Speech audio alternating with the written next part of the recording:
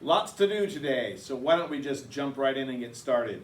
You're going to need a pencil today. You're going to need a highlighter, of course. You're going to need your Our Nation Week 10 newspaper. That's the one that has American Indian lands on the first article, and down below, distribution of land in the colonies. We're going to get to that a little bit later on, and we'll also talk about the map that I have written up on the whiteboard behind me.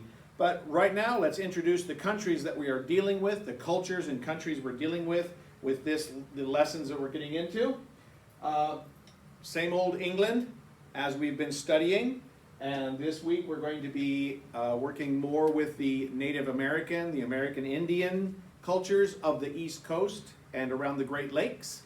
And also we're going to be dealing with a new one that's coming in. This is a flag that represents the Empire of Ashanti. Now the Ashanti Empire was a large ruling empire along the west coast of Africa. What would cover today the countries of Ghana, Benin, Nigeria, Cameroon, Gabon, and Angola, a large area along the coast. These countries later on split up, but before the years of 1482, when the Dutch and then later the Swedish and then later the English came in and made colonies along here, it was the Ashanti Empire, represented by the flag you see here. So, as we go into our lessons, I want to start off with a great fun activity, and that is, I know you've been waiting on it, that is the 13 original colonies. Now my office hours are listed right up here at 10:45 to 11:15. Your task is to get onto my office hours and recite to me the names of the 13 colonies. I will be sending you a copy of the map once again. You can pause this video and make sure you check it out here. You can label it, or you can also label your map based on some research you do on your own. Now I'm going to move out of the way just slightly so you can take a look. We have the Atlantic Ocean, of course, and the compass rose. The original 13 English colonies. In green are the New England colonies. In purple are the middle colonies. And in the red are the southern colonies. There are 13 of them. A few things you should pay attention to is New Hampshire, and what would later be New Hampshire and Vermont, is all one colony, New Hampshire. Massachusetts covers both the area that is today Massachusetts and the area that is today Maine. That was a huge colony along the northeast coast in New England colonies. These are the 13 colonies. The border lines between them are very close to what are today the state boundary lines, the state borders. So let me scoot back in over here. You had a chance to pause your video and get your map completed.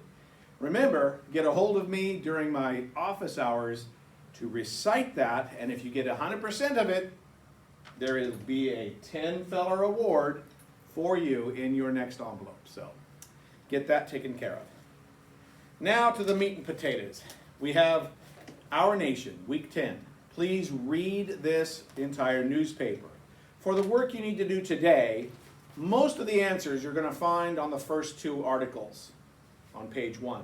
American Indian lands and distribution of lands in the colonies. You might even be able to see some of the highlighted lines that I have highlighted myself. I'll hold it, take a look, pause the video and go back if you need to. The work on your worksheet that you're going to need, you need to pull that out, has two sides to it. On the front side, it has American Indians and Europeans. It's asking how did these different groups use the land? And there's a lot of detail in those first two articles. On the back, you have the three groups of colonies. You have got New England colonies, middle colonies, and southern colonies. I want you to find out what was the land use for these different regions, because there's different temperatures, there's different climate, different soil, and you'll need to fill in all the information about how they used the land in these different areas. Once you have those two sides of that done, you're finished with today's work, but don't get rid of the Week 10 newspaper. There is an assessment coming up Wednesday I've talked about, and you're going to need to have all the other information read and covered as well. So make sure you're taking plenty of time to read your newspaper. All right, well, I'd better get started because there's a lot to read. You should get started too. See you next time.